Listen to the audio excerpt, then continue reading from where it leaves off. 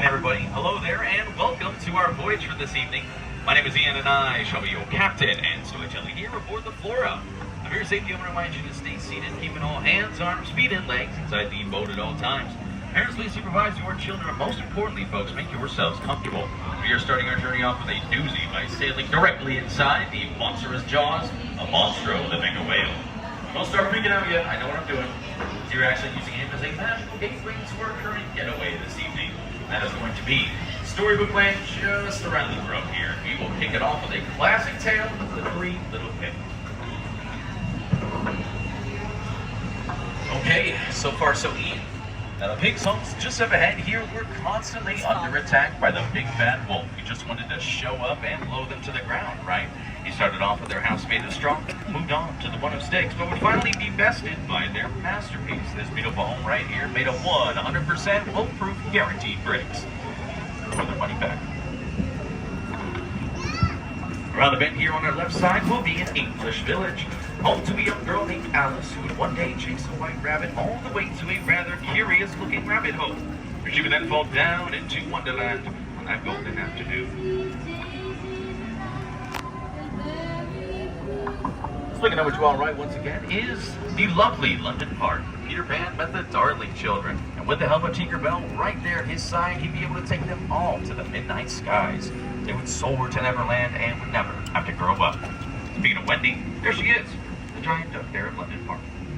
She's a good girl. To the front here, we've got Agrava, City of Mystery and Enchantment, where Aladdin bumped into Princess Jasmine at the local market one day and stole her heart.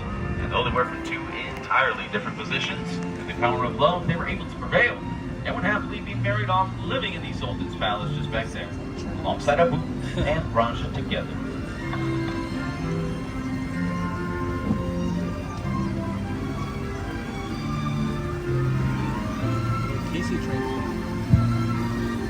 Now make ready, mates, because we will soon be approaching the Cave of Wonders, and this is where Aladdin's story would truly begin.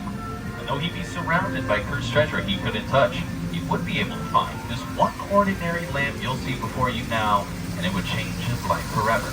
When the genie within emerged and granted him 3 wishes.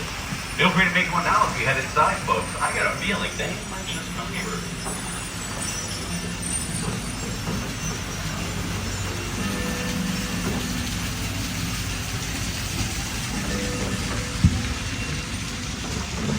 Now for our next section, we have a double feature. Over here to our right is a quiet little cottage in a mine shaft home to the 7 dwarves, who offered Snow White safety and protection from the evil queen that pursued her. And over to our left is the Blue Chateau and the Royal Ball. One home to Cinderella, the other her Prince Charming. Well, she was having way too much fun with the festivities and she forgot to make it home before midnight. And once the clock struck 12, all the magic was gone. And the carriage was then turned back into a pumpkin on its way back down. Check it out.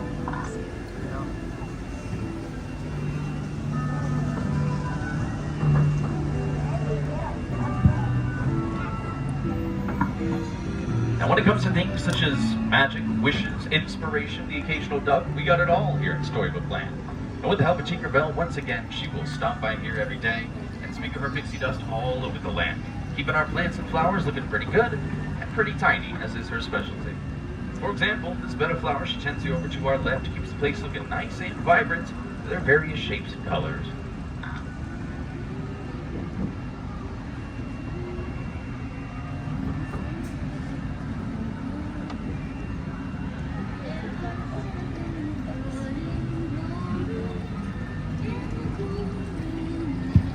Coming up here on the water's edge, we can spot Mole's tiny little tree home, as well as his neighbor, the worst driver this side of Fantasyland, Mr. Toad in Toad Hall.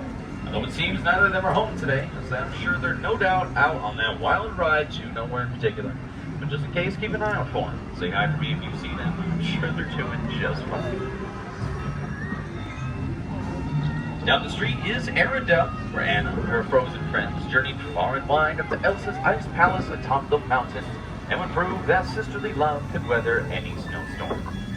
Across the waters after that is the Alpine Village. Geppetto wished for his dog to become a real boy. However, the Blue Fairy would only grant that wish for him after his son Pinocchio would save him from the depths of Monstro's belly.